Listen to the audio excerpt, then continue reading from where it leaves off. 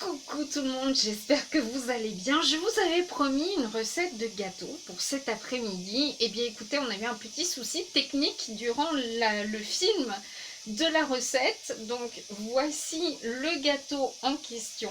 On n'aura pas tout perdu comme ça, voilà. C'est un gâteau extrêmement léger, sans matière grasse. Il n'y a pas de beurre, il n'y a pas d'huile. C'est uniquement que des ingrédients super. Et regardez comme il est magnifique. Alors, vous aurez besoin pour cette recette de 2 œufs, dont un dont vous aurez séparé le blanc des jaunes. Voilà, je ne vais pas parler au-dessus parce que c'est pas très propre. Voilà. Vous aurez besoin de 40 g de sucre roux, 40 g de sucre blanc.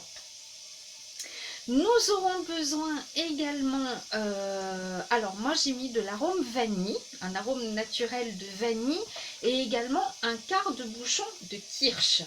J'ai l'habitude de vous mettre du rhum, là j'ai voulu changer un petit peu, ich liebe Kirsch. Non, n'allez pas croire que j'ai un petit penchant pour l'alcoolisme, pas du tout, mais dans les gâteaux c'est absolument divin, voilà. J'ai mis également 60 g de farine. Alors vous prendrez une farine tout usage. Ce n'est pas de la farine, si vous voulez, fluide comme pour les crêpes ou les gaufres. C'est de la farine tout type d'usage. D'ailleurs, moi j'ai pris une farine, j'ai mélangé avec une farine blanche et une farine 5 céréales pour donner un petit peu de goût. Voilà. Une demi-cuillère à café de bicarbonate ou de poudre à lever, hein, de la levure traditionnelle pour les gâteaux.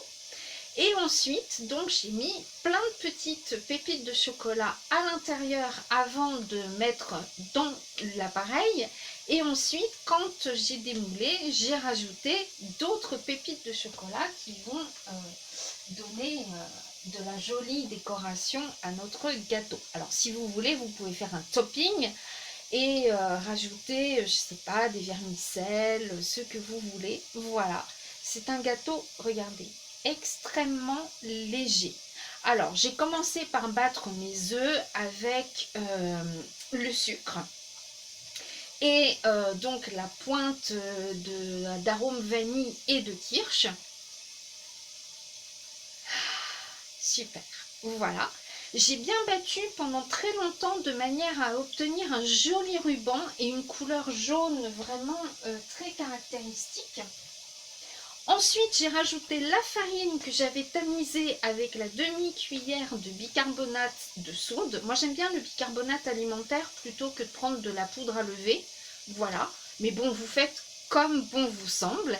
Et ensuite, j'ai monté mon blanc en neige à la force de mes petits bras avec mon batteur manuel, avec une petite pointe de sel et juste un tout petit peu de sucre. Et on obtient un blanc très très ferme. Voilà. J'ai incorporé délicatement le blanc d'œuf battu, enfin le blanc en neige, dans la préparation. Et j'ai fait avec ma spatule ce mouvement-là de manière à incorporer dans la pâte sans casser les blancs. Voilà.